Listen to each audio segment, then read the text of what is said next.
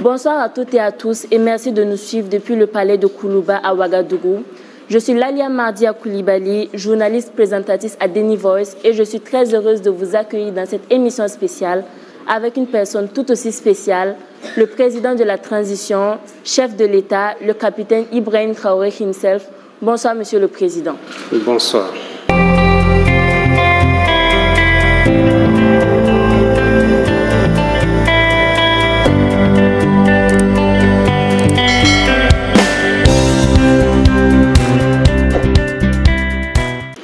Excellence, Monsieur le Président, cet entretien est une première dans notre pays et nous vous remercions pour votre disponibilité à parler aux enfants et avec les enfants. Je ne suis pas seule pour conduire cet entretien, je laisse chacun se présenter. Bonjour, Monsieur le Président. Bonjour. Je me nomme Warren Ashken Ninkema, journaliste reporter à Défi Junior. Bonjour. Je suis Keita Abdourahman. Je suis correspondant scolaire et journaliste présentateur à Deni Voice. Bonsoir, Monsieur le Président. Bonsoir. Je m'appelle Yago Leila Rosine, journaliste à Défi Junior. Merci. Merci, chers camarades. Excellence, Monsieur le Président de la transition, qu'est-ce que ça vous fait d'être interviewé par les enfants journalistes? D'accord, bonjour à tous. Et merci d'être là. Je dois dire que je suis ému d'abord. C'est la première fois aussi que je rencontre des enfants journalistes avec un art oratoire sans pareil. Félicitations à vous. Ça me fait beaucoup de plaisir et je pense que ce serait un moment d'échange entre nous et que vous pourrez apprendre beaucoup de choses donc à l'issue, aussi bien que moi aussi, d'apprendre beaucoup de choses de vous. Merci, Monsieur le Président. Nous aussi sommes heureux d'avoir ces moments avec vous. Pouvez-vous nous parler un peu de votre enfance et de votre parcours professionnel avant d'être président de notre pays? Je suis né dans un village qu'on appelle Kera, qui se situe dans la boucle de Mouhoun, où donc j'ai passé une partie de mon enfance, mais surtout une grande partie à Bondupi, qui est à 15 km de Kera environ. Mon enfance, je n'ai pas grandi forcément dans une famille aisée. Et il y a beaucoup de choses qu'il faille comprendre en tant qu'enfant. Ce qu'il faut surtout retenir, et c'est l'occasion pour moi ici de remercier les parents. À votre âge, ce n'est pas évident, mais quand j'étais à votre place, ce que j'ai retenu plus de mon père, c'est à chaque fin du mois, quand je le voyais avec son ardoise, en train de calculer. Chaque fin du mois, il calcule, et quand il a pris sa retraite, c'est chaque 3 mois, il calcule. Mais plus tard, quand j'ai grandi, j'ai compris qu'est-ce qu'il calculait. C'est difficile, lorsqu'il y a le salaire, et de réfléchir à comment nourrir les enfants, comment les scolariser, comment les soigner, comment les habiller. Voilà un peu les calculs qu'il faisait. Donc c'est pour vous dire que les parents, ils se soucient beaucoup de nous, ils se battent pour nous, et vous ne pouvez pas imaginer combien. Beaucoup d'entre vous, quand vous serez grands un jour, vous comprendrez. Nous, il a fallu qu'on grandisse et pouvoir rendre hommage à nos parents aujourd'hui.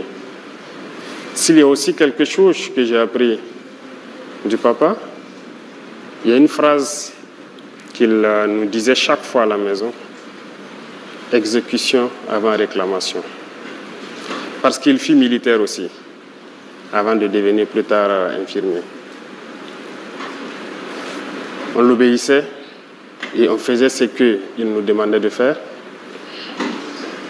Et même si on ne voulait pas le faire, il faut d'abord exécuter et plus tard, vous le faites comprendre. Il y a un certain nombre de valeurs que les parents nous ont inculquées. En ce qui concerne d'abord l'intégrité, l'honneur, la dignité, ce sont des choses qu'on a appris avec eux et qui nous ont forgés et qui nous ont permis peut-être d'être ce que nous sommes aujourd'hui. Comme je dis, les parents n'étaient pas forcément aisés, mais ce n'est pas pour autant qu'il faut aller mendier, ce n'est pas pour autant qu'il fallait pleurnicher ou aller mentir ou voler. C'était interdit, strictement interdit. Donc il y a un certain nombre de valeurs, malgré donc que vous n'êtes pas forcément aisé, mais vous devez incarner. La solidarité, par exemple, on nous apprenait toujours à partager avec les autres.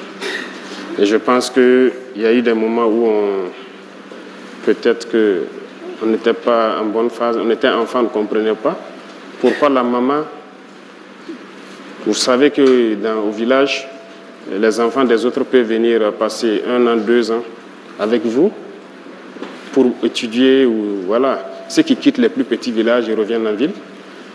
Donc, quand elle nous donnait 2 gâteaux, peut-être qu'elle donnait 3 gâteaux à l'enfant de l'autre. Et nous, en tant qu'enfants, ça nous faisait un peu jaloux. Pourquoi vous ne nous donnez pas peut-être la même chose? Pourquoi même prendre mieux soin de l'enfant de trucs et ses propres enfants? Elle nous disait toujours que vous comprendrez quand vous serez grand, le jour où vous ne serez pas peut-être à côté de nous. Étant grand, on comprend. Et on a appris à partager aussi avec les autres. C'est dans ça que nous avons été forgés. Et moi particulièrement, j'ai fait beaucoup de tâches ménagères. Hein. C'est qu'on dirait peut-être les tâches des filles. J'aidais ma maman à laver ses assiettes, à vendre ses beignets et tout. Les gens se sont peut-être moqués de moi, les camarades à l'école. Mais c'était une manière pour moi de la soutenir. Parce que ce n'est pas facile de la voir se lever à 5 heures du matin. Voilà, chaque jour, faire ses beignets pour aller à l'école. Moi, la récréation, j'étais le premier, je courais à rejoindre l'emplacement, je l'aidais à vendre ses beignets. Les camarades peuvent se moquer et tout, mais voilà, je l'aidais comme je pouvais. Donc, c'est un peu ce qui a marqué la toute petite enfance. Je me suis retrouvé à 14 ans libre. Quand j'ai dit libre, je me suis retrouvé tout seul à Bobo, libre de faire ce que je veux. Mais on n'est pas enfant par l'âge, c'est dans la tête. Et à partir de ce moment, j'ai compris qu'il fallait prendre sa vie au sérieux. Parce que quand je dis libre à 14 ans, vous êtes libre de faire ce que vous voulez. Vous avez le choix d'être paresseux, de ne plus travailler, de ne plus aller à l'école, mais aussi de continuer à poursuivre. Parce que depuis le primaire, on vous dira peut-être qu'on a toujours été premier de classe, mais ce n'est pas pour zéro, parce que le papa, il ne s'amusait pas. Il prenait tout son temps pour nous instruire à la maison. Et les week-ends, lorsqu'il te donne un problème ou des opérations ou une dictée et que tu n'as pas réussi, tu ne manges pas le petit déjeuner. Voilà un peu comment ça se passait. Mais ça nous a forgés et ça fait de nous aujourd'hui les hommes que nous sommes. Et nous souhaitons pouvoir être à la hauteur et transmettre cela aux enfants que vous êtes. Et je pense que chaque parent devra donner le meilleur de soi-même et vous aussi d'être reconnaissant et de reconnaître donc le travail que les parents font pour nous soigner, pour voilà, prendre soin de vous. Voilà un peu résumé, je peux dire, ma tendre enfance, comment ça s'est passé, qu'est-ce qu'on a vécu. Votre parcours professionnel. Il faut dire qu'il y a une chose aujourd'hui, je suis le chef d'État, mais j'étais, comment je vais dire, j'ai fait le primaire, le secondaire, l'université comme tout le monde, mais l'amour d'être militaire m'a toujours habité. Comme je l'ai dit, le vieux était militaire avant d'être infirmier. Depuis l'enfance, ces rangers, ces casques lourds qui étaient à la maison, je les portais. Donc, je sais qu'il savait que j'ai l'amour du métier, mais la maman n'a jamais souhaité avoir un enfant militaire. Et au CM1, j'ai fait le concours de l'excellence. Et au CM2, il y a mon maître qui voulait coûte que je passe le concours de Britannique. Mais la maman s'est opposée farouchement. Elle a vu la souffrance sûrement du papa en tant que militaire, donc elle ne voulait pas qu'un de ses enfants soit militaire. Elle a refusé. J'ai continué à bosser. J'ai un penchant scientifique, ce qui a fait que j'ai fait une filière scientifique jusqu'à l'université, où j'étais en géologie. Voilà. Après le bac, j'ai souhaité encore rejoindre l'armée, mais elle a refusé. Mais quand elle me refusait quelque chose, je ne pouvais pas forcer. Parce que si tu forces, ce n'est pas bien. Donc j'ai continué. En année de maîtrise encore, à l'université, je l'ai encore demandé. Je l'ai dit, c'est l'armée que je veux. J'étais bien en géologie, je pouvais faire ce que je voulais. Voilà. Il y avait beaucoup de possibilités de bourse. parce que je n'étais pas quand même dernier de classe. Voilà. Mais c'est en année de maîtrise qu'elle m'a donné l'autorisation. Et j'ai fait le test de l'académie. Je suis allé faire ma formation et voilà, je suis devenu officier de l'armée. Moi, j'étais convaincu. Si elle m'a donné sa bénédiction, elle m'a dit de le faire cette fois-ci. Donc, j'étais convaincu et je savais ce que je faisais. C'est pour vous dire que, comme je disais, 14 ans, vous vous retrouvez tout seul dans une grande ville. C'est pas facile. J'étais au lycée mixte Dakarville, par exemple au secondaire, mais j'ai logé à Sarfalao, qui fait environ 7 km. Mais je vous dis que j'ai marché pendant un bon moment. Matin et soir, je marchais, je revenais, jusqu'à ce que peut-être il y a un ami d'un grand frère qui m'a prêté son vélo. Mais je croyais en ce que je voulais. C'était, comme je dis chez nous, c'est une conviction. Ce que le papa nous a appris depuis l'enfance, comme je vous dis, il nous encadrait. On avait toujours envie d'être meilleur. Et ça fait qu'on ne lâchait pas. L'objectif, c'était d'être toujours meilleur à l'école. Et ça fait que rien n'a pu nous détourner. Et l'éducation qu'on a reçue, même si on ne mangeait pas, ce n'est pas pour autant qu'il faut se décourager. Oui, parce que les 3 années, le secondaire, ça n'a pas été aussi simple. Ça a été un peu difficile. Un repas par jour, très souvent. Mais ce n'est pas grave. J'ai cuisiné moi-même, je faisais tout moi-même. Mais il fallait être concentré sur l'objectif. Ce qui m'importait, c'est qu'en fin de trimestre, voilà, je dois avoir telle moyenne et c'est tout. Donc c'est ce qui nous a guidés, si je peux dire. Est-ce que ça vous satisfait ou bien je dois vous détailler encore certains points qui vous ont... Non, merci, ça suffit. D'accord. Je passe la parole à mes collègues pour la suite de l'entretien. D'accord. Monsieur le Président, l'on constate que beaucoup de nos frères et sœurs ne sont pas à l'école à cause du terrorisme. Que prévoyez-vous pour accompagner et faciliter leur scolarisation? Vous avez parfaitement raison. Beaucoup ont été déscolarisés de force à cause donc de ce phénomène qui nous endeuille. Je pense qu'à cette rentrée, nous avons pu quand même faire ouvrir beaucoup d'écoles. Mais il faut dire que l'ambition pour nous, c'est de pouvoir créer des écoles modernes. Des écoles modernes en ce sens qu'il faut d'abord créer de vraies agglomérations où il faut créer toutes les structures socioprofessionnelles. Et l'école fait partie. Nous réfléchissons tous les jours à créer des écoles modernes. Parce que aujourd'hui, il y a beaucoup de villages qui ne peuvent pas retourner où les gens ont dû abandonner. Actuellement, les gens sont dans certains centres. On a créé un cadre pour que les gens puissent étudier. Mais ce n'est pas le meilleur cadre pour nous. Donc, nous souhaitons faire retourner les gens dans les grands centres, mais nous souhaitons créer des écoles modernes, c'est-à-dire où les enfants peuvent s'épanouir. Il ne s'agit pas d'avoir une classe avec des effectifs, le 100 et quelques assez pléthoriques, où les instructeurs ont du mal à instruire. Sinon, cela existe déjà. Nous avons mis un certain nombre de conditions. Mais l'objectif, c'est de créer vraiment, de construire des écoles modernes.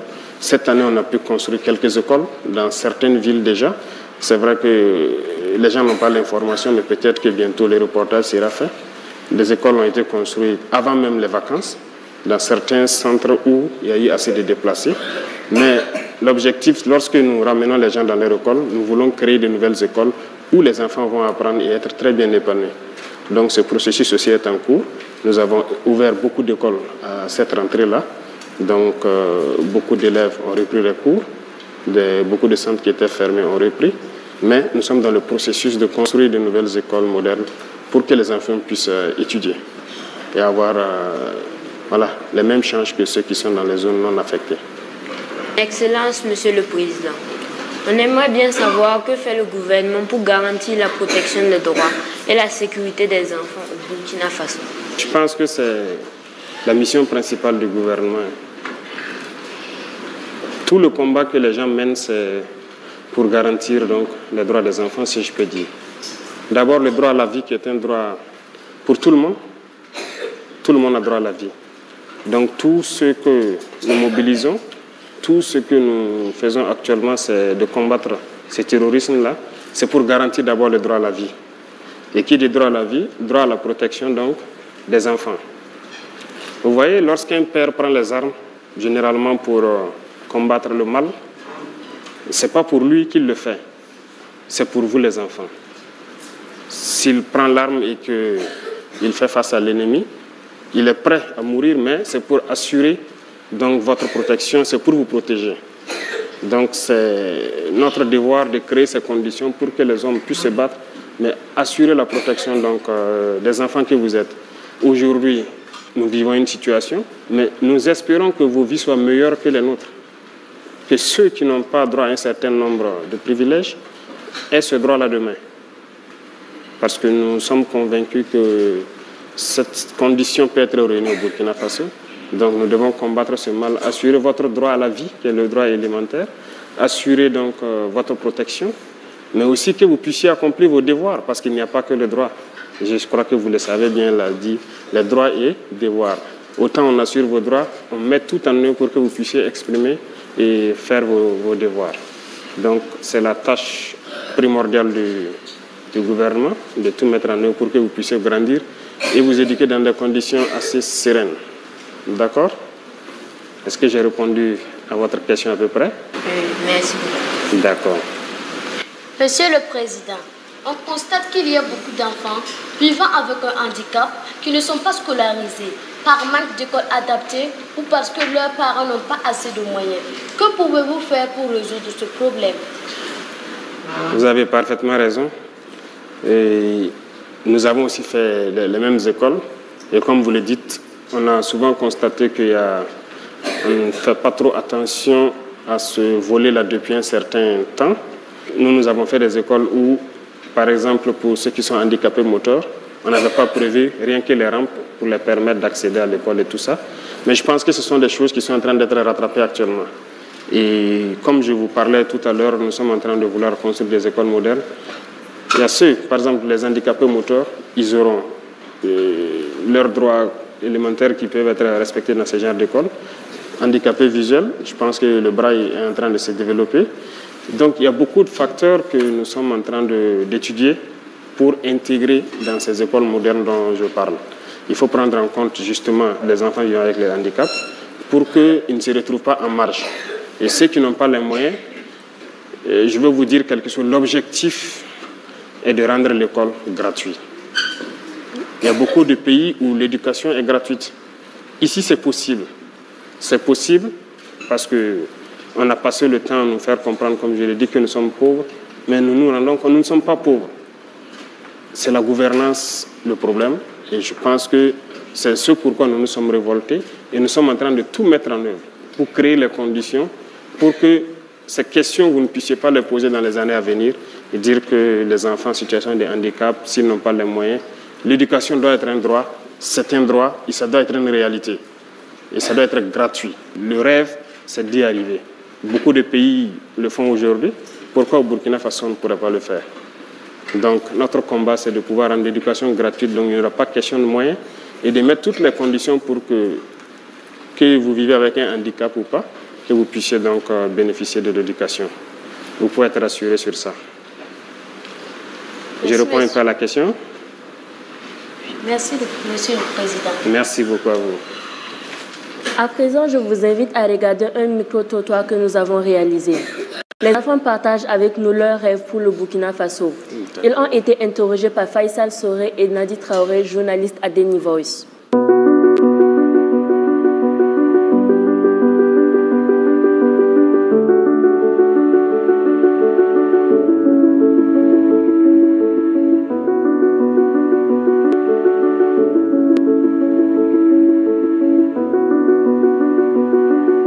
Je m'appelle Baga Divine Lorissa Tirawan. Mon rêve pour le Burkina Faso, c'est que les gens respectent les grandes personnes et les autorités. Je m'appelle Wedro Gladys. Mon rêve est d'être docteur parce que je veux soigner les gens qui sont malades. Je veux que le Burkina Faso soit en paix et personne ne soit malade au Burkina Faso. Je m'appelle Comporé Olivier. Mes rêves, c'est être député, travailler pour développer le pays. Je m'appelle Gwen Fatimata.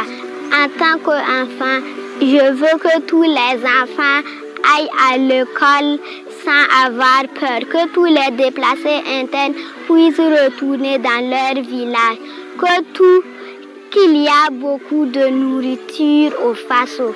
Je me nomme Ouedraogo Aboubakar Siddiq. Je me rêve que pour que le Burkina Faso soit en paix et que je puisse aller à l'école pour devenir demain un infirmier et que le Burkina Faso se développe. Je m'appelle Soulama Djouma Dole Olé Afaïma Wadji. Ce que je veux pour le Burkina, je veux que la paix revienne au Faso, que chaque enfant ait une famille, que les filles ne soient pas forcées de se marier, que les enfants soient scolarisés. Je m'appelle Mouare Abdouraouf Ridouane. Dans le futur, je vois un Burkina meilleur. Je veux la santé au Burkina. La santé, le bonheur, la paix et plus de gars. Je veux que tous les enfants du Burkina Faso aillent à l'école.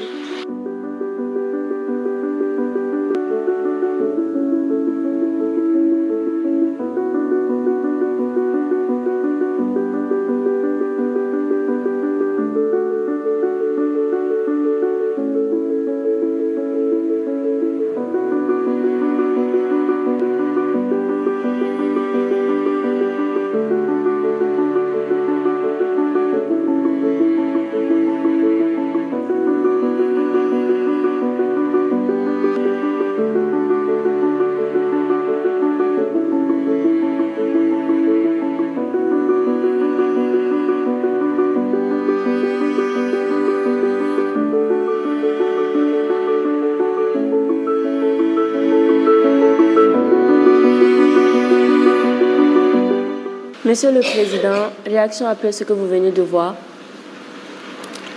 Il y a un de vos camarades, c'est Ridouane, c'est ça, qui dit qu'il rêve d'un futur, voilà, du Burkina Faso, où il y a le bonheur, la paix.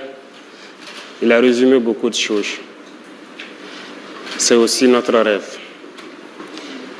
Beaucoup parlent de la paix, retourner à l'école et tout. Je vois que vous n'êtes pas des enfants dans l'esprit. La situation vous a rendu adulte. Et c'est tout ce que nous avons comme conviction aussi. Il faut que la paix revienne, que vous retournez à l'école, que chacun retrouve ses camarades, que vous puissiez communier, que vous puissiez partager, que vous puissiez vivre l'enfance. Nous avons vécu plus ou moins en paix.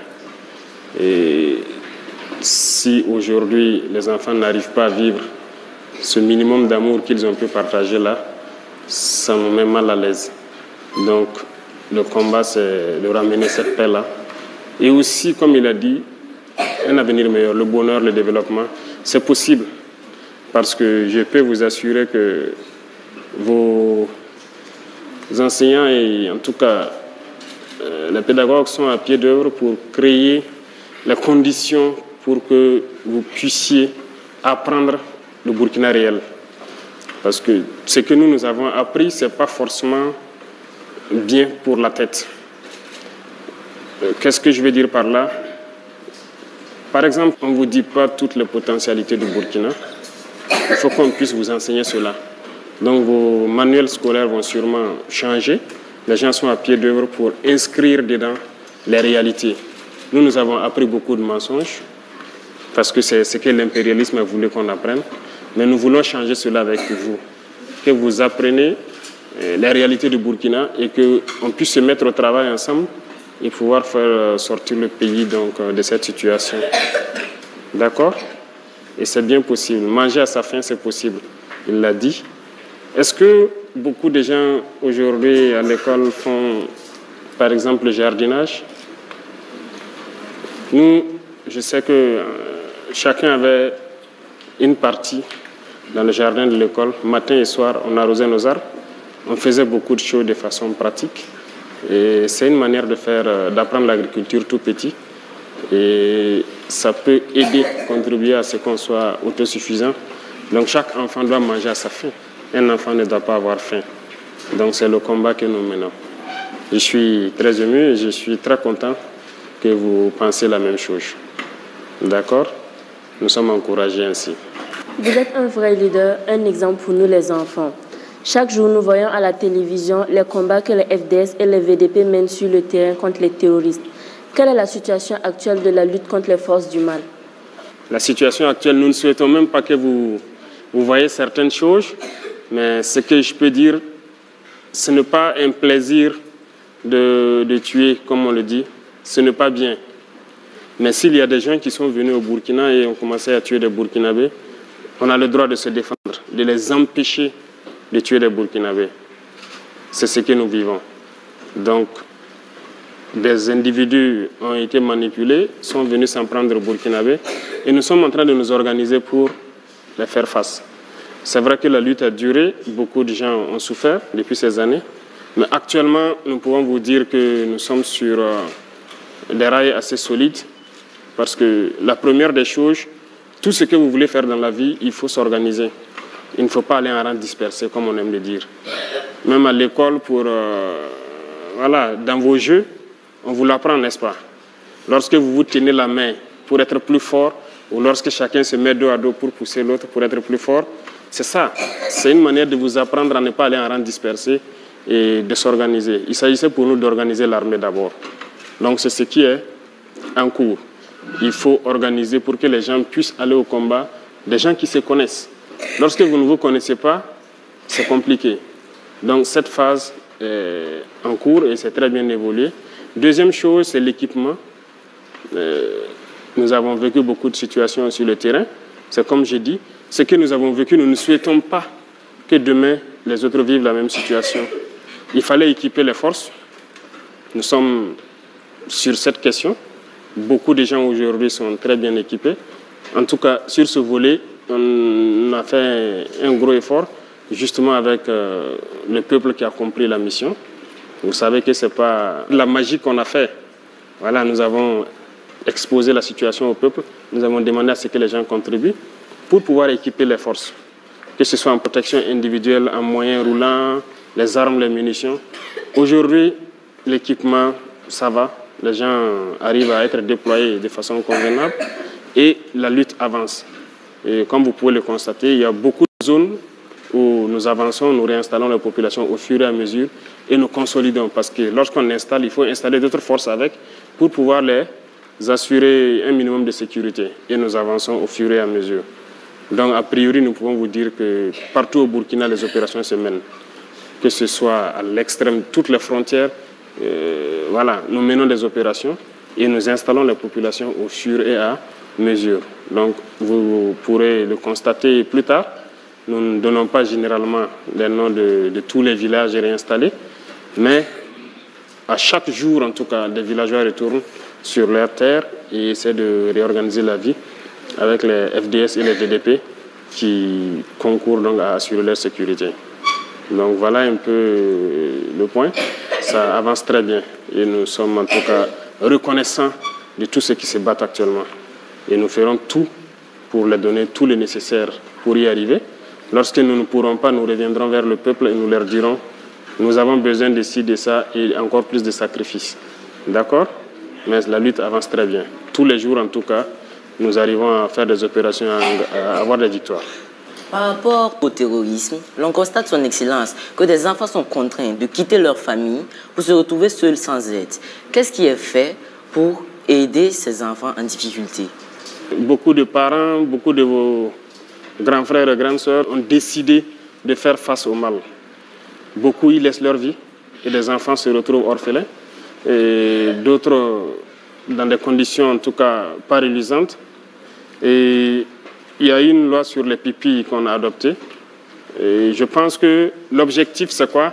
C'est que ces enfants dont les parents ont consenti le sacrifice suprême, ces enfants dont les parents ont été fauchés donc par ces forces du mal-là, qu'on puisse leur donner un avenir meilleur. Parce qu'on ne peut pas les laisser comme ça.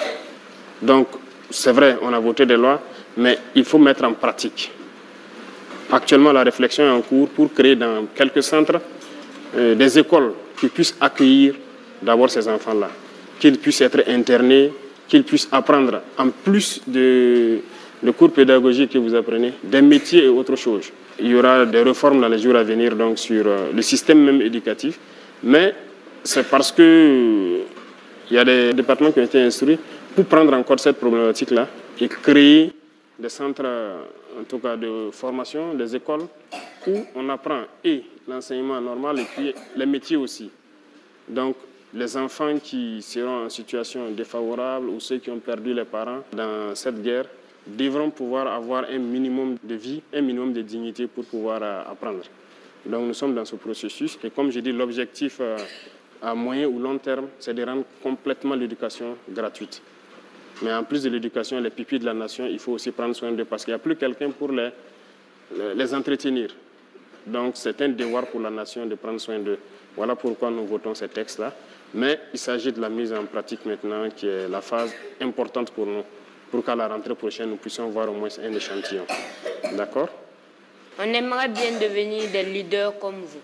Que sera fait pour susciter le leadership des enfants burkinabés dans la sous-région, voire même en Afrique? Leadership. C'est vrai que si vous dites que je suis un leader, je suis content de l'apprendre et je pense que vous êtes tous des leaders potentiels. Comme je dis, vous savez, qu'est-ce que ça veut dire le Burkina Faso? C'est le pays des hommes intègres. C'est ça, non? Il y a beaucoup de pays dans le monde où c'est peut-être le nom d'une colline, d'une rivière ou d'un animal, ou en tout cas un symbole qui donne le nom au pays. Rares sont ces pays, je ne connais pas la signification de chaque pays, mais rares sont ces pays où on définit la qualité des hommes.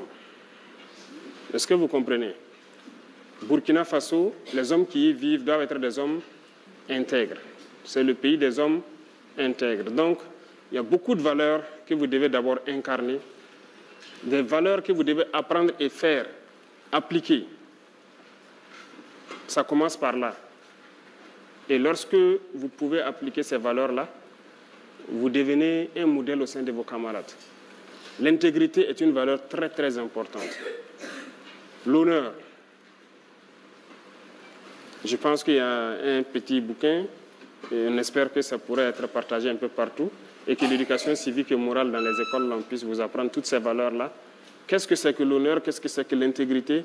Qu'est-ce que c'est que la solidarité? Il y a beaucoup de valeurs. Lorsque vous développez ça autour de vous, vous êtes un modèle. Et votre parole doit être une parole d'honneur. Est-ce que vous comprenez? Donc, nous allons instaurer donc, dans vos cursus-là un certain nombre de cours qui puissent vous permettre déjà de dégager l'assurance de pouvoir être des modèles pour vos camarades. Et ça, c'est important. Après ces valeurs, il y a le travail, il y a l'exemplarité, il y a beaucoup de choses. Donc, moi, je ne peux pas citer quelles sont mes qualités, parce que j'ai des défauts aussi. Voilà, l'homme n'est pas parfait, mais il y a un certain nombre de qualités qu'il faut avoir pour peut-être être leader. Si vous n'êtes pas un exemple, les gens ne peuvent pas vous suivre. Et qui dit exemple, c'est le bon exemple, puisqu'il y a le mauvais exemple et il y a le bon exemple. Donc, il y a des vices dans la vie, il faut s'en éloigner, forcément, et prendre le bon exemple. Quelqu'un qui ne respecte pas ses parents, tu ne peux pas dire à l'autre de respecter ses parents, parce qu'il va te dire que toi-même, tu ne respectes pas tes parents. Vous comprenez? Si tu ne respectes pas ton grand frère, tu ne peux pas dire à l'autre de respecter son grand frère. Donc, il y a des choses que vous devez pouvoir faire et ça va amener les autres à vous respecter et à faire ce que vous allez les dire de faire. Et c'est là que lorsque vous parlez, on peut vous croire. Vous ne pouvez pas être un menteur et puis vouloir que les autres ne mentent pas. Donc, il y a des valeurs que vous devez incarner forcément. Lorsque vous avez une parole, vous avez une parole. Il ne faut pas mentir, il ne faut pas voler, il ne faut pas tricher. On vous apprend tout ça à l'école, n'est-ce pas? Donc, apprenez ça très bien parce que ce sont des valeurs très importantes qui doivent vous permettre d'être des leaders. Lorsque vous êtes un menteur, si vous parlez, même dans votre classe, quelqu'un va lever le doigt et dire que non, toi tu as menti hier, tu as dit ça, ce n'est pas vrai.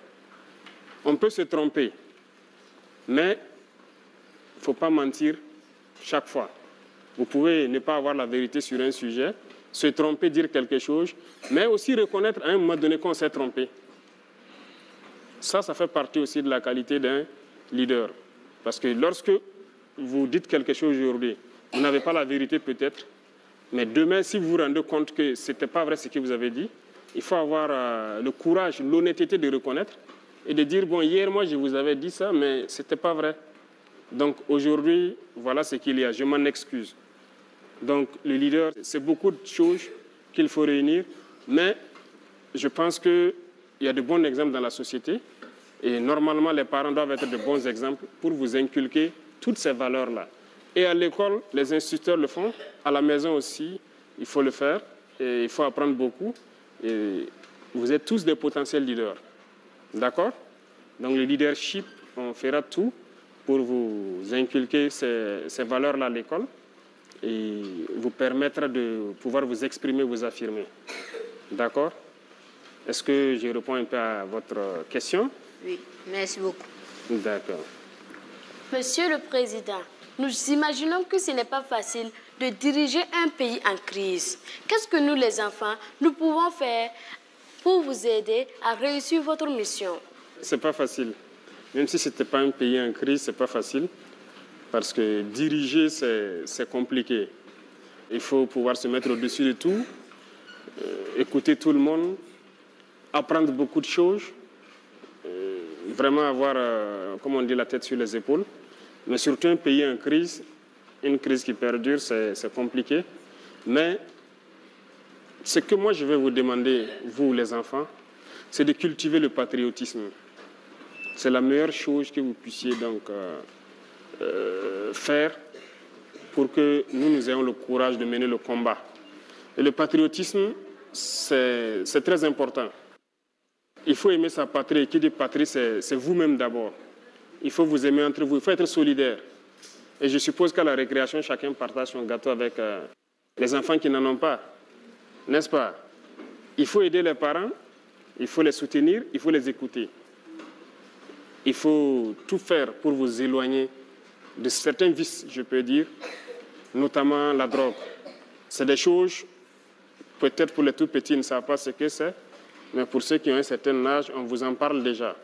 Il faut tout faire pour éviter certains vices. Parce que vous êtes l'avenir de la nation. Vous êtes l'avenir de la patrie. Il n'y a pas de raison que vous tombez dans certains vices. Aujourd'hui, le milieu scolaire est malheureusement affecté, mais il faut s'en éloigner.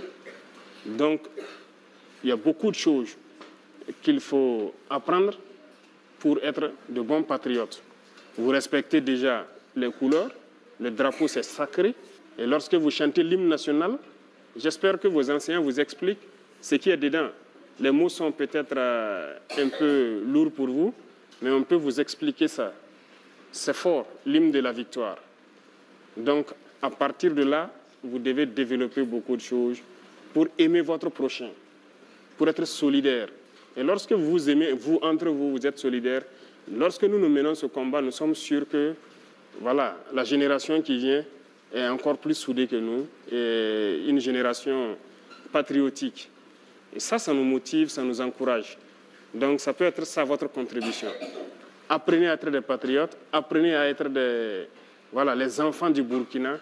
Et c'est ça le moteur qui nous amène donc à combattre et à faire tout le nécessaire pour que vous ayez un avenir radieux. D'accord? Donc je peux résumer votre contribution à ça. Soyez des enfants patriotiques. Soyez solidaires, aimez-vous. Voilà. La paix, c'est au sein de vous d'abord. Et votre génération ne connaîtra pas ce que nous avons connu. Merci, Monsieur le Président. Merci beaucoup. Excellence, Monsieur le Président, nous allons passer la parole au public pour leurs questions. Mais avant, je vous invite à regarder une vidéo où des enfants qui ne sont pas avec nous sur le plateau vous adressent le message de leur cœur. Regardons.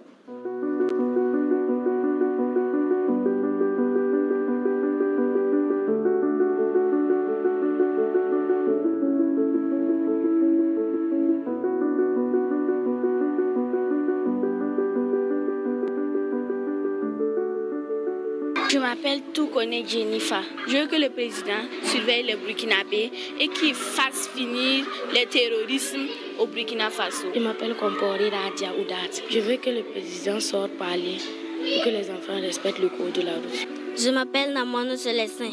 Monsieur le Président, est-ce que vous avez une solution pour nous, puisque nos camarades déplacés puissent détourner dans les localités? Monsieur le Président, nous allons aller mais école fana ne fait aka seko bela jenike kasira kele genga banga dura ola demsenu be kashira ta école d'Israël. Je m'appelle Ilburo Ornella.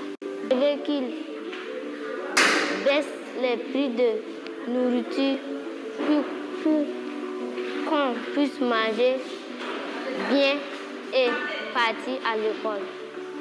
Je m'appelle Foulama Brian. Je veux que le président du Faso paye la scolarité de tous les enfants qui n'ont pas l'argent pour payer leur scolarité et qu'il leur donne beaucoup à manger.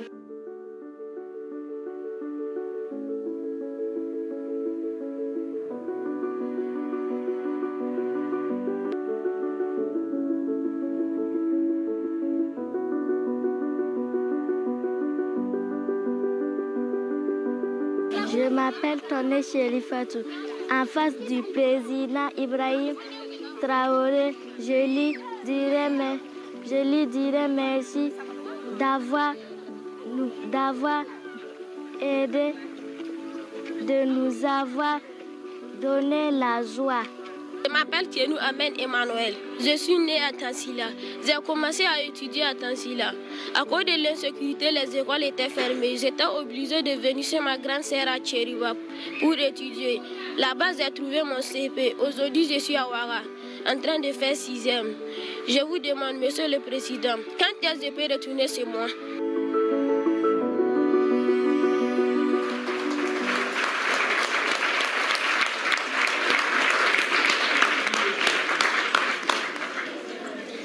Monsieur le Président, réaction après ce que vous venez de voir. Vous êtes une force pour ceux qui se battent. Lorsqu'ils vous voient, ça les encourage. Lorsqu'ils vous voient les encourager et que vous connaissez la portée de ce que c'est que la paix, ça les encourage. Il a dit de payer la scolarité. L'objectif, c'est que tous les enfants puissent étudier de façon gratuite au Burkina Faso. Et c'est possible. On peut vous assurer que c'est possible. C'est comme je vous disais. Nous, par exemple, lorsqu'on étudiait, on nous a caché beaucoup de choses, on nous a beaucoup menti. Mais c'est parce que ceux qui nous ont colonisés ont toujours eu cet esprit malin d'avoir peut-être des gens qui dirigent pour eux leurs intérêts, mais pas pour nos intérêts. Donc lorsque nous faisons des projections, c'est possible. C'est possible qu'au Burkina, l'éducation soit gratuite. Et ça le sera. Donc il n'y aura pas question de s'inquiéter normalement dans très peu de temps, dans les années à venir, à aller à l'école, à payer sa scolarité et tout, ça devrait aller. Et pour manger à sa faim, comme il le dit, actuellement, si vous suivez bien, notre combat, c'est l'autosuffisance alimentaire aussi. Hein. Parce que ce matin, par exemple, lorsque vous avez pris votre petit déjeuner, c'est des croissants que vous avez pris? Ou c'est du pain? Qu'est-ce que vous avez mangé? Des gâteaux? C'est fait à base de farine de blé, c'est ça? Est-ce que vous savez que le blé, ce n'est pas produit ici? Nous, on nous a dit à l'école que le blé, c'est en Amérique, c'est en Europe. Voilà. Voilà le cours qu'on a appris. Vous avez bu du lait, c'est ça? Vous n'avez pas bu du lait? Souvent, vous buvez du lait à la maison. Et c'est quel lait vous buvez? Ah, Nido. Ça vient d'où? D'accord, c'est pour vous dire que l'autosuffisance alimentaire, c'est un combat. Dès les premiers jours, je l'ai dit dans mon intervention, il faut que chaque enfant de ce pays puisse manger à sa faim, dormir tranquillement, se lever le matin, aller à l'école, s'amuser avec ses camarades et revenir tranquillement à la maison, s'amuser avec ses camarades du quartier et dormir en paix. Notre combat, c'est ça. Lorsque cette condition sera réunie, nous, on aurait réussi notre mission. Et il faut qu'on y arrive. Et lorsqu'on se fixe un objectif, on fait tout pour l'atteindre. Nous avons conscience que Dieu nous a tout donné ici. Je vous disais tout de suite, le blé, on nous a dit, nous, à l'école, c'est comme si on ne peut pas le faire ici. On nous a menti. On cultive le blé ici. Ça marche bien. Et nous allons le développer. Des gens ont commencé. Cette année, j'ai pu voir des gens qui l'ont fait dans le cadre de l'initiative présidentielle. Et on m'a dit qu'il y a quelques années de cela, des particuliers l'ont essayé et ça marche. Donc, actuellement, nous sommes en train de semer du blé dans certaines superficies dans l'initiative présidentielle. Ce que vous mangez doit être produit ici. Donc, voilà pourquoi j'ai dit, on va vous apprendre beaucoup de choses et on va réviser le contenu de ce qu'on vous apprend. Pour ceux qui prennent le café, on nous avait fait comprendre que vos chocolats, le café et autres, c'est dans les pays où il pleut parce qu'ici c'est la savane, c'est le désert, il ne pleut pas, on ne peut pas cultiver. On nous avait encore menti, c'est faux. Le café pousse bien, le cacao ça pousse bien, il y a des gens qui ont des champs ici et ça produit très bien. Même à Ouagadougou ici, il y en a qui ont des arbres de cacao dans leur cours. Ça veut dire que les chocolats que vous pouvez envier chez les enfants qui sont dans des familles un peu aisées, tous les enfants peuvent manger les chocolats au Burkina. Nous avons découvert, c'est possible. Le lait, pourquoi on doit importer? On peut le faire. C'est pour vous dire qu'il y a beaucoup de choses, on ne nous avait pas dit la vérité. Vous, vous avez la chance et on vous l'apprend et on vous promet qu'on fera tout pour que vous mangez à votre faim. Et comme on le dit, vous allez manger bien le matin pour aller à l'école, aller bosser gratuitement, manger à midi, vous amuser, revenir le soir, vous amuser au quartier, bosser vos cours, réviser et dormir. C'est le rêve que nous éprouvons. Tant que les enfants du Burkina ne seront pas dans ces conditions-là, notre combat ne s'arrêtera pas.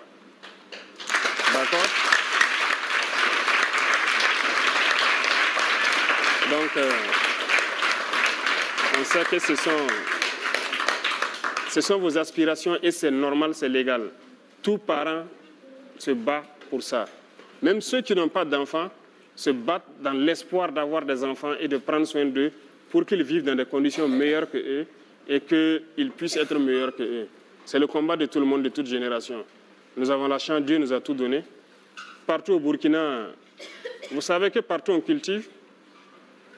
Partout. Au Sahel, là on vous dit que c'est le désert, ce n'est que le sable. On peut produire. Nous, on nous a beaucoup menti à l'école, hein, mais c'est le formatage des colons. Il nous fait comprendre cela pour qu'on ne réfléchisse pas. Mais on s'est rendu compte que tout est faux. Si Dieu a laissé beaucoup de lacs dans ce désert-là, il sait pourquoi. On peut tout cultiver au Burkina, on peut tout faire. La terre est fertile. Et il y a des choses tellement naturelles au Burkina qu'on n'a même pas planté, mais qui étaient là. N'est-ce pas? Est-ce que le karité, vous avez appris à planter des karités? Vous vous êtes né trouvé, non? Ça a l'état sauvage dans la nature. Vous savez que c'est un don de Dieu. C'est beaucoup de choses qui sont dans les karités. Vous avez le beurre de karité, qui est de l'huile, c'est important. Vous savez qu'il y a du chocolat dedans? Voilà, il y a beaucoup de choses. Il y a 7 sous-produits dans le karité. Vous avez le néré, qui est un produit naturel. Beaucoup de choses. Ce n'est pas uniquement les ressources sous le sol. Même sous le sol, on nous avait appris que le sol est ferralitique ici, c'est pas trop riche. Tout est faux. Vous voyez, aujourd'hui, il y a beaucoup d'or au Burkina. Mais c'est seulement mal géré.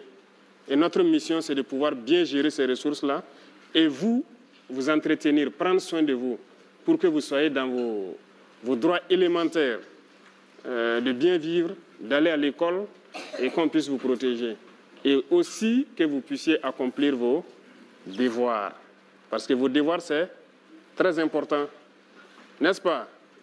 Il faut faire vos devoirs. Il ne faut pas se limiter uniquement aux droits. Lorsque les gens vous disent que vous avez des droits, ajoutez et des devoirs. Vous avez des devoirs envers vos parents, envers vos aînés, envers la patrie. Vous avez des devoirs. Quelqu'un a parlé de feu. la circulation et tout ça, vous pouvez voir des grandes personnes ne pas respecter le feu, ne pas respecter certaines choses dans la circulation. Mais il y a des écoles où on vous apprend, et on souhaite que ce soit dans toutes les écoles. Il ne faut pas être ce genre d'adulte-là. Le civisme, vous voyez que des gens peuvent rouler, ils boivent son sachet d'eau, ils jettent, pendant qu'on peut trouver une poubelle et mettre dedans. On doit nettoyer, on doit rendre notre cadre de vie propre. C'est un devoir citoyen, c'est du civisme. Vous voyez aujourd'hui la maladie de la dengue qui nous fatigue. On fait beaucoup d'efforts, les médecins, les infirmiers, c'est le lieu de les rendre hommage d'ailleurs. Je vois que beaucoup d'enfants souhaitent être médecins et tout, pour que les gens soient en bonne santé. Mais est-ce que vous savez que cette maladie, principalement, c'est de la saleté?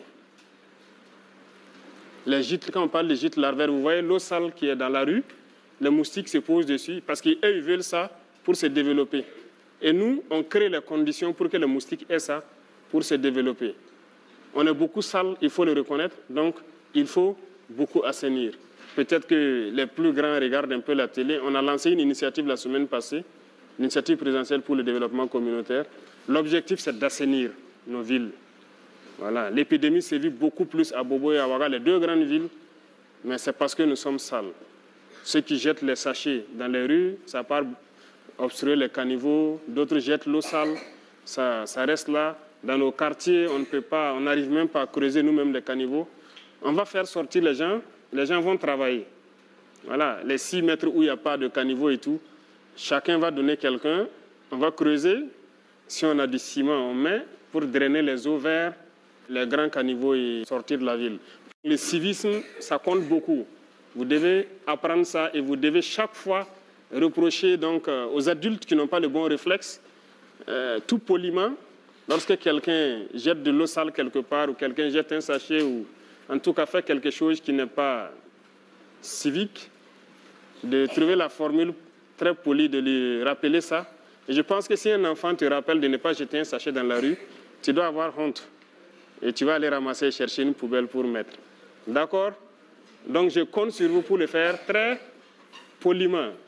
Voilà, si le tout petit comme ça voit un adulte jeter un sachet dans la rue et puis il dit « Ah tonton, il faut ramasser le sachet là, pourquoi tu jettes ici ?» Il doit avoir honte et puis ramasser. S'il ne le fait pas, vous le faites. D'accord? Donc, cultiver ce comportement civique-là, c'est très important. OK? Voilà. D'autres questions? Le micro-trottoir a été réalisé par Latifatou Dianda et Jérémy Gugma de Deni Voice. Je passe la parole au public pour prendre 5 interventions. Bonjour, Monsieur le Président. Je réponds au nom de Conservo Imelda Askit en classe de 4e à l'établissement Gabriel Tabourin. Monsieur le Président, qu'est-ce que les enfants doivent faire pour ne pas dévier de la loi et ne pas rejoindre les groupes terroristes? Bonjour, Monsieur le Président. Je m'appelle Traoré Nandi Ketia Pegwende. Je fais la classe de CE2C et j'ai 8 ans. Comment nous, les enfants, pouvons contribuer à la paix? Bonjour, Monsieur le Président. Je réponds au nom de Yira Akimianik. Je suis âgé de 11 ans. Je suis en classe de 6e C au lycée de l'Alliance chrétienne de Cambouin-Saint. Monsieur le Président, il y a beaucoup d'enfants malades dans les hôpitaux dont les parents n'ont pas les moyens pour assurer leurs soins de santé. Qu'est-ce qui est fait pour les aider? Bonjour, Monsieur le Président. Je me nomme Koulibaly Suleiman. Je suis élève en classe de 4e à l'école Enko Ouaga Campus. Ma question est la suivante, Monsieur le Président. Quelles sont les mesures prises par votre gouvernement pour lutter contre le mariage des enfants et leur emploi dans les zones d'orpaillage? Bonjour, Monsieur le Président. Je me nomme Ouedrago Kenza. J'ai 12 ans, en classe de 4e C, au collège Saint-Jean-Baptiste de la Salle. Monsieur le Président, aujourd'hui, c'est un honneur pour moi de pouvoir réaliser mon rêve, qui est de vous rencontrer, ainsi de pouvoir vous poser une question. Ma question est la suivante. Monsieur le Président, est-ce que les droits de l'enfant font partie des priorités de votre gouvernement? C'est bon? D'accord, merci beaucoup. Merci, chers camarades, pour les questions. Maintenant, nous allons écouter les réponses de son Excellence, Monsieur le Président de la Transition, chef de l'État. La première question, c'est qu'est-ce que les enfants doivent faire pour ne pas Voilà, être en porte-à-faux avec la loi et rejoindre le groupe. Si vous apprenez bien ce que vos instructeurs vous disent en la matière, vous ne devez pas normalement enfreindre la loi. Et je vous ai parlé tout de suite de patriotisme, de civisme, qui doit vous permettre de ne pas enfreindre la loi. Maintenant, quand il s'agit des groupes terroristes, il faut retenir quelque chose. C'est Dieu qui nous a créés. Donc, on n'a pas le droit d'ôter la vie à quelqu'un. Ça, c'est un paramètre très important. Et qu'est-ce que le terrorisme fait? C'est venir tuer, instaurer la peur et tout. Donc, c'est le mal. Et vous ne devez jamais avoir le mal en tête. Donc, vous devez tout faire pour ne pas faire du mal à votre prochain. Quand je dis du mal, il ne faut même pas parler à votre camarade de sorte qu'il ne soit pas heureux. Il faut être solidaire. Lorsque vos camarades n'ont pas quelque chose ou ont besoin de quelque chose, il faut les soutenir. Vous avez parlé des enfants qui n'ont plus de parents dû au terrorisme. Vous devez pouvoir partager tout ce que vous avez avec eux. N'est-ce pas? Vous devez pouvoir aider, même dans vos exercices, dans vos cours, ceux qui n'ont pas la capacité d'apprendre comme d'autres. Il y a des élèves très brillants, il y a des élèves moins brillants. Il y en a qui ne sont pas brillants parce qu'il a faim ou bien parce qu'il n'a pas ses parents à côté, parce qu'il a beaucoup de soucis. C'est votre rôle de pouvoir les aider, à les rendre heureux, à les faire rire. Lorsque vous êtes en train de jouer, vous devez pouvoir les faire entrer dedans, les permettre d'oublier un peu ce qu'ils ont vécu. Donc, c'est votre contribution comme ça. Lorsqu'il y a des enfants déplacés internes ou des enfants qui n'ont plus de parents, vous devez tout faire pour qu'ils soient heureux. Partagez tout ce que vous avez avec eux, votre joie, votre bonheur, tout ce que vous avez comme matériel. Voilà. S'ils n'ont pas de stylo, ils n'ont pas quoi, c'est à vous de... Ceux qui peuvent les en trouver, voilà, il faut trouver ça pour eux. Ceux aussi qui ont la chance d'avoir des parents qui sont un peu aisés, il faut chaque fois les bousculer pour aider vos camarades enfants qui n'en ont pas. D'accord? Voilà, c'est votre contribution comme ça. Et en apprenant donc tout ce que vos instructeurs vont vous apprendre dans le civisme, je pense que vous allez contribuer à empêcher de sorte que les enfants ne puissent pas se retrouver au maître de ces gens-là. D'accord? Et surtout, aimer votre patrie. Tout ce que j'ai cité, c'est aimer votre patrie. S'il n'y a pas de Burkina, vous allez aller où? On ne sait pas. Nous aimons être au Burkina, n'est-ce pas? Vous l'avez chanté tout à l'heure. J'avais la chair de poule quand vous chantiez. Il faut aimer votre pays. Il faut aimer votre pays, aimer votre prochain. Être solidaire. C'est une très, très, très importante vertu que vous devez avoir, surtout vous les enfants. Vous devez cultiver ça. Être très solidaire, c'est très important, surtout dans ces moments où il y a des enfants déplacés et qu'il y a des enfants qui ont perdu leurs parents. OK? Voilà, donc je compte sur vous pour inculquer ces valeurs-là et pouvoir les cultiver autour de vous. Pour ce qui constitue votre contribution à la paix, ça rejoint un peu tout ce que je dis. Vous contribuez déjà beaucoup en encourageant les forces, en exprimant ces valeurs que vous êtes en train d'apprendre, en restant très poli, en restant des gens qui écoutent les personnes adultes, en tout cas qui vous donnent de très bonnes leçons, en restant des gens qui écoutent leurs instructeurs, les parents, les aînés, voilà, vos grands frères, vos grandes sœurs, tout ce qu'ils vous donneront comme éducation, il faut le prendre. Je vous ai parlé de certains vices, on vous le dira à l'école aussi. Ce n'est pas bien de fumer, ce n'est pas bien de tricher, ce n'est pas bien de... Voilà, on va vous dire beaucoup de choses, il ne faut pas le faire aussi. D'accord? Et vous contribuerez donc à avoir un pays en paix. D'accord?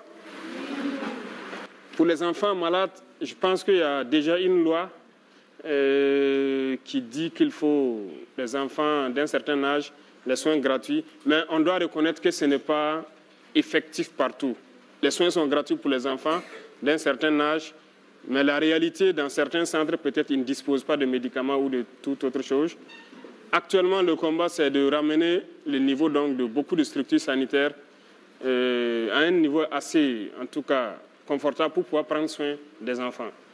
Et pourquoi ne pas même mettre en place un hôpital mère-enfant? Le projet est en cours.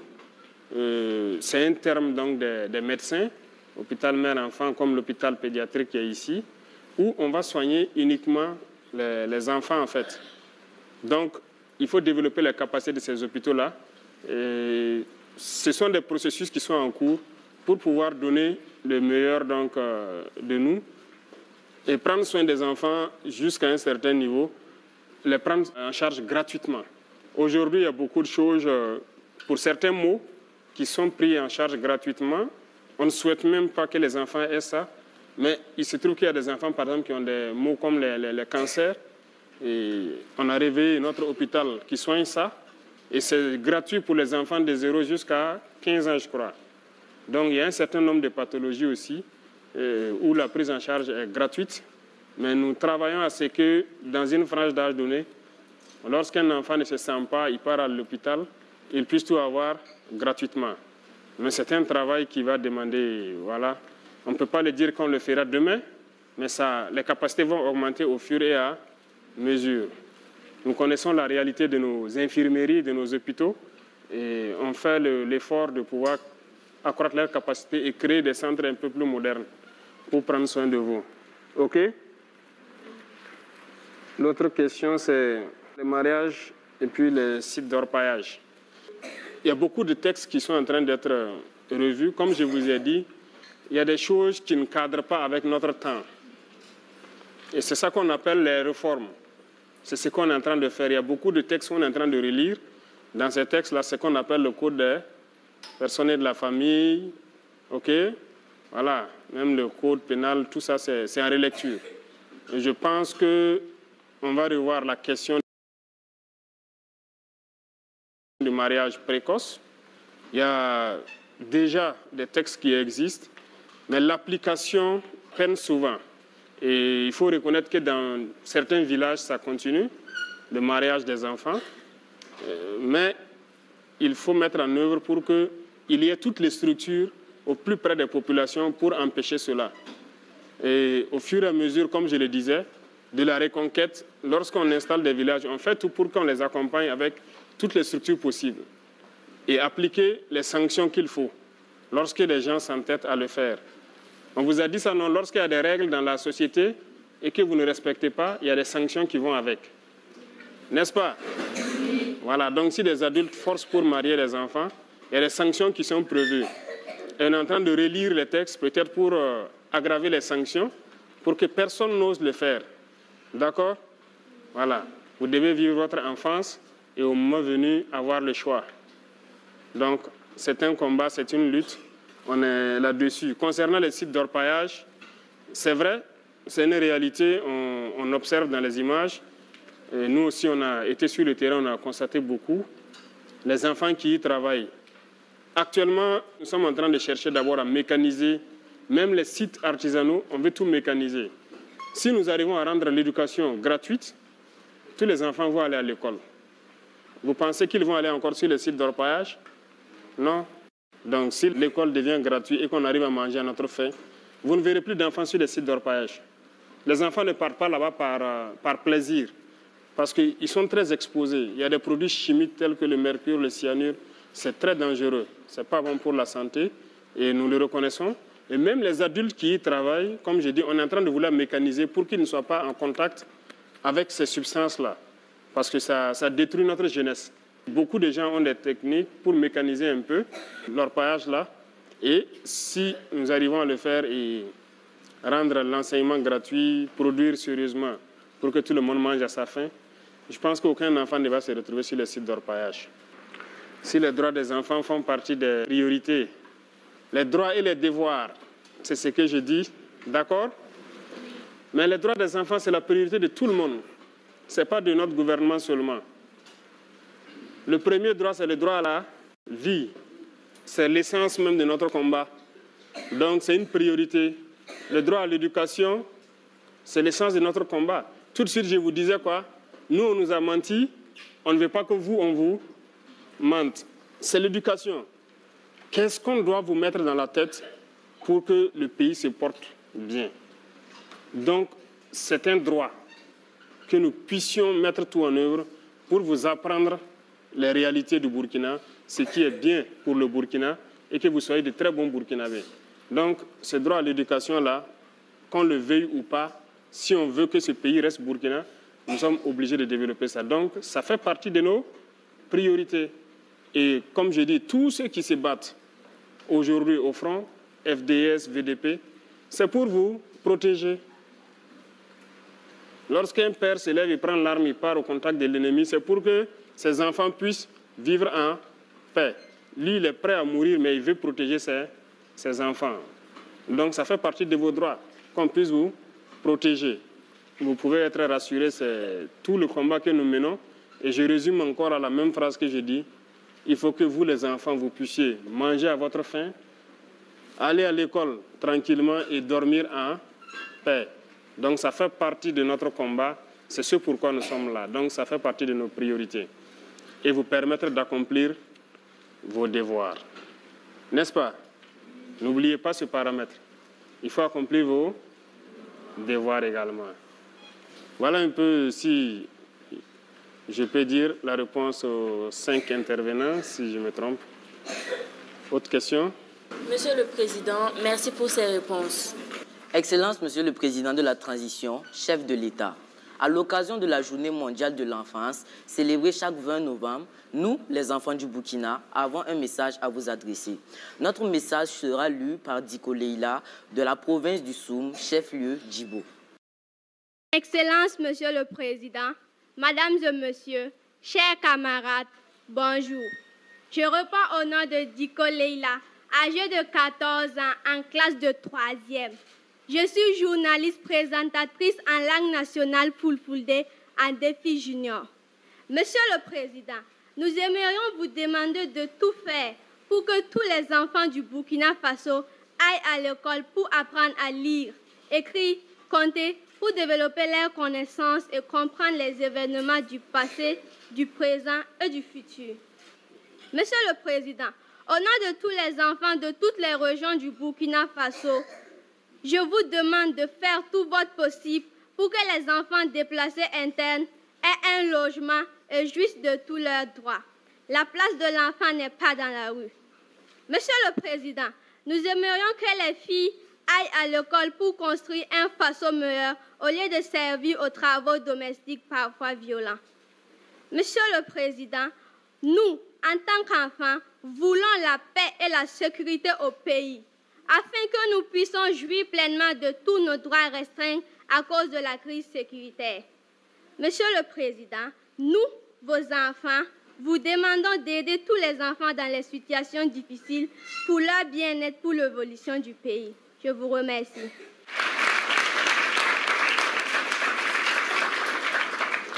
Merci beaucoup. Merci. Chers camarades journalistes, enfants du Burkina Faso, nous sommes presque à la fin de cet entretien exclusif. Nous allons à présent écouter le message solennel de notre invité très spécial, le chef de l'État, son Excellence, le capitaine Ibrahim Traoré.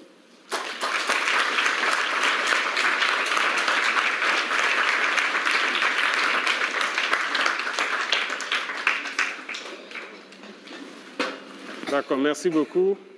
Et j'espère que nous avons passé de très bons moments. J'avoue que je suis très surpris. À votre âge, ce n'est pas évident que je puisse faire ce que vous faites. Mais c'est ce que nous souhaitons. Tout le combat, c'est que vous soyez meilleurs que nous.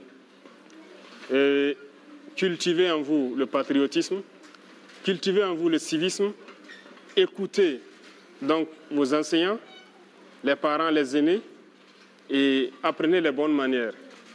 Retenez quelque chose, il n'y a qu'un seul Burkina. Et comme je vous dis, le Burkinabé se définit par l'homme intègre. Et qui dit homme intègre, c'est plusieurs valeurs qu'on vous apprend. Apprenez à vivre, à exprimer ces valeurs-là. Soyez solidaires avec vos camarades qui ont de la peine à peut-être avoir la joie, qui ont de la peine à pouvoir se nourrir. Soyez très solidaires. C'est à travers la solidarité que vous allez nous aider à construire une paix dans cette génération qui monte et à nous encourager, nous qui nous battons, pour nous donner encore plus pour que vous puissiez avoir un avenir à Dieu. Soyez sûrs d'une chose, nous nous battrons pour que vous puissiez étudier dans de bonnes conditions et vivre dans de bonnes conditions. C'est l'essence de notre combat et nous pouvons vous faire le serment ici que nous n'allons pas trahir cet esprit de combat-là. Donc soyez rassurés et apprenez surtout à prendre soin de ceux qui ne seront pas à la même hauteur, que ce soit sur le plan matériel ou surtout pédagogique. C'est très important pour ceux qui n'ont pas pu finir l'année. Il y a un qui a quitté Tansila, qui s'est retrouvé à Kiriba, c'est ça, qui est actuellement à Ouagadougou. Il faut que vous puissiez vous aider. Tout le monde n'a pas la même capacité, mais vous avez ce devoir-là d'aider les autres. En tout cas, merci beaucoup d'être venu passer une journée entière avec nous. Et je souhaite que l'année scolaire qui a démarré soit une année de succès pour vous et que pour le Burkina Faso, ce soit une année de succès sur le terrorisme et que la paix puisse revenir et que ceux qui ont quitté leur localité puissent se rejoindre et jouir de leurs droits et pouvoir exprimer leurs devoirs. Merci beaucoup à vous.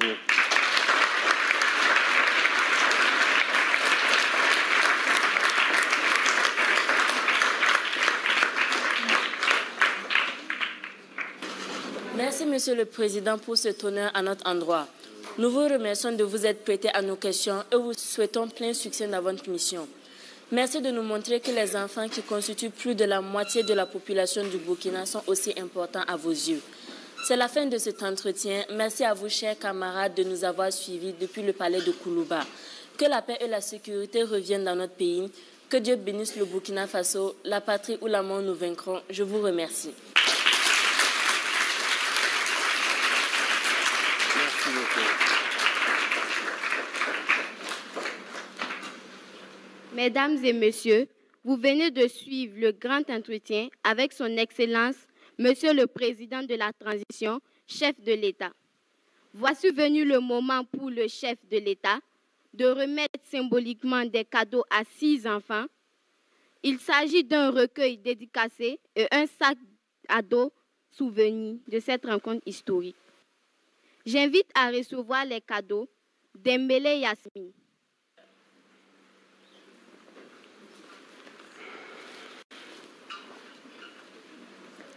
Dembélé, ça va?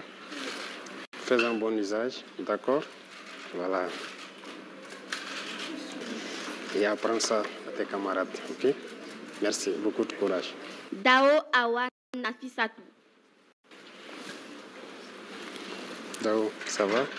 Fais un bon usage, apprends très bien et apprends tes camarades aussi, ok? Merci. J'aimerais prendre une photo avec vous. D'accord, allons-y.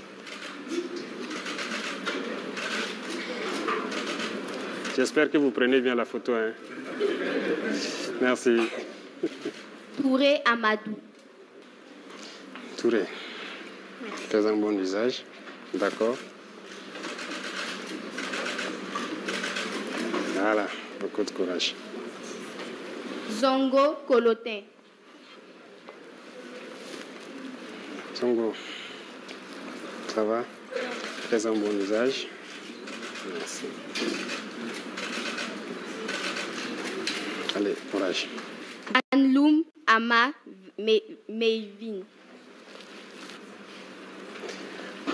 Allez, faites un bon usage. D'accord?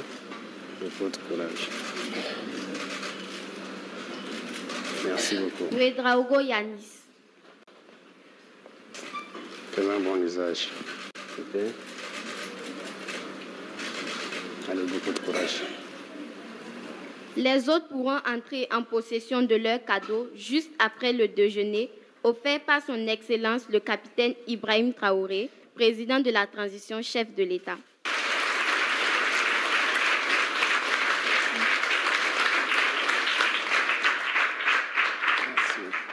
J'invite à présent nos 4 journalistes à faire la photo avec le président de la transition, chef de l'État. Mesdames et messieurs, merci de vous tenir debout pour le retrait de son Excellence, le capitaine Ibrahim Traoré, président de la transition, chef de l'État. La suite du programme prévoit la photo au perron. Je vous remercie.